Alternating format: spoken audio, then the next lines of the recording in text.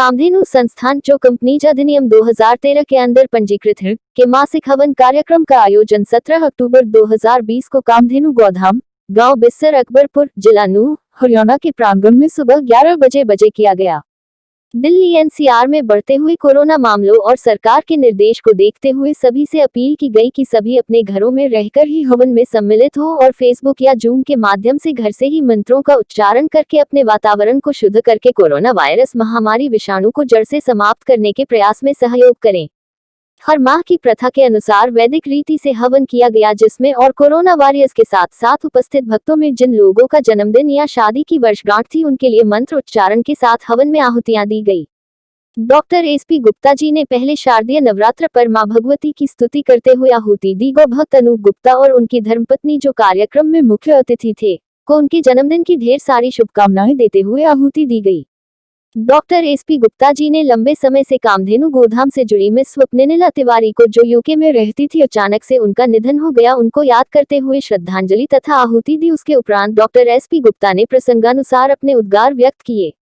Doctor Gupta ने सभी गौभक्तों से आह्वान किया कि आने वाले सभी त्योहारों पर ज्यादा से ज्यादा गौ में से बने दीपकों, मोमबत्ती और मूर्तियों का इस्तेमाल करते हुए माननीय प्रधानमंत्री नरेंद्र मोदी जी के स्वावलंबी आत्मनिर्भर भारत योजना के सपने को आगे बढ़ाते हुए वातावरण को शुद्ध रखने में सहयोग दे, जिससे उनको इस्तेमाल करने के बाद उसको खाद के रूप में उपयोग करके मिट्टी को भी लाभ मिले। उषा गर्ग जी ने बताया कि पहले हम सब घरों में पहली रोटी गाय के लिए निकालते थे, लेकिन आजकल शहरों की भीड़ भाड़ में गाय मिलना बहुत ही मुश्किल हो जाता है, जिस कारण गौ भक्त चाहते हुए भी सेवा नहीं कर पाते। ऐसे लोगों के लिए उन्होंने गोग्रास योजना तैयार की, जिसमें सभी भक्त अपने घर पर ही रहकर रोज अपनी इच्छानुसार 1-2 रुपया अपने हिसाब से एकत्र करके गोग्रास के लिए किसी भी गौशाला में देने का संकल्प कर सकते हैं। इससे आने वाली पीढ़ी में गोसेवा करने की जिज्ञासा जगेगी।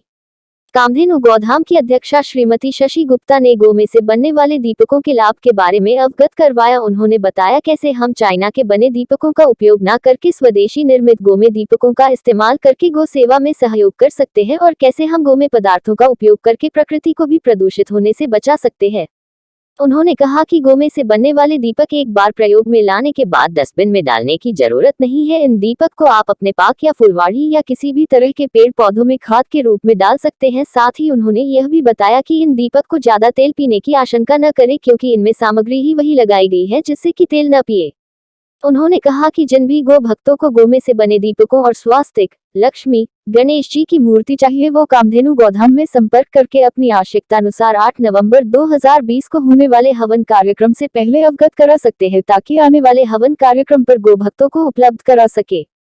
कार्यक्रम में उपस्थित भक्तों में वेदराम वजीराबाद वाले रेवाड़ी, RK अग्रवाल सोनीपत से, अनुपम गुप्ता, सुखबीर शर्मा, भारद्वाज द्वारका, डॉक्टर महेश शर्मा भरतपुर, श्रीमती उषा गर्ग हापुड़ से और श्रीमती शशि गुप्ता, श्री प्रियांक गुप्ता, रुचिर गुप्ता, श्रीमती डिम्पल गुप्ता, इंजी सचिन देओल, नितिशा देओल, ब्रिजेश गुप्ता, नवीन झा, वृंदावन, कमलेश प्रसाद, अनिल ठाकुर बिस्सर, मास्टर रिशान गुप्ता, मास्टर ओजस देओल, मिस नायशा गुप्ता भक्त मुख्य रूप से उपस्थित रहे। उपस्थित सभी भक्तों ने मास्क, सैनिटाइजर और 2 गज की दूरी का पूर्णतः पालन किया। एक तरफ से तो माता कहते हैं और दूसरी तरफ से ये जो है सड़कों में घूमती है, कितना मतलब विरोधाभास है। तो मेरा आप सभी लोगों से अनुरोध है भाई, ये दोनों जो स्कीम है इनमें बढ़ चढ़ कर भाग लें, लोगों में जागृति लाएं, जो भी जिस भी तरीके से आप कर सकते हैं वो करें। तीसरा, आपको जैसे पता है कोरोना की वजह से हम जो है बड़े लेवल पे जैसे हमने कोई ऐसा आयोजन नहीं कर पाए जो प्रशासन की ओर से भी, वैसे भी सभी के हित में यही है कि इस लॉकडाउन में हम प्रॉपरली उसका कानून का पालन करते हुए वैसे ही करें जैसे हम कर रहे हैं। तो इसमें हम कोई ऐसा बड़ा मेजर फंक्शन नहीं कर सकते। आपको जैसे विदित है हमारा जो योग साधना केंद्र और नेचर क्योर जो प्राकृतिक और पंचगव्य हॉस्पिटल है, वो लगभग आप उसका राउंड लिए, अब उसके बाद वो लगभग पूर्ण होने वाला है। कोरोना की वजह से वो उसका काम रुक गया था, लेकिन अब उसको हम शुरू कर रहे हैं। तो उसका जल्दी से हम जो भी समय उपलब्ध हो उसका उद्घाटन करेंगे, तो करवाएंगे उसका। तो मेरा आपसे अनुरोध है उसमें भी आप ज़्यादा से ज़्यादा लोगों को जोड़ें और उसका भी प्रचार करें, क्योंकि जो दीपक जलाते हैं मिट्टी के दीपक जलाते हैं, या आजकल तो बहुत कुछ मिट्टी के दीपकों में भी कुछ कुछ मिला हुआ होता है, जिनका हम विसर्जन पानी में करते हैं या डस्टबिन में फेंकते हैं। डस्टबिन में फेंकना भी एक बहुत गलत बात है, क्योंकि पूजा की चीज़ को हम डस्टबिन में डालें और कचरा फैलाएं, और जो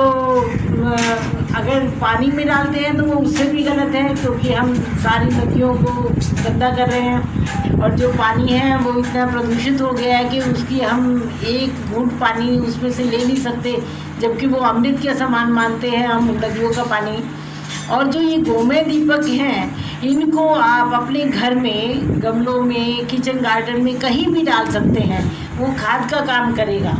तो उससे हमारे दीपक भी जल गए और पूजा भी हो गई, और साथ में उसमें खाद बन गई।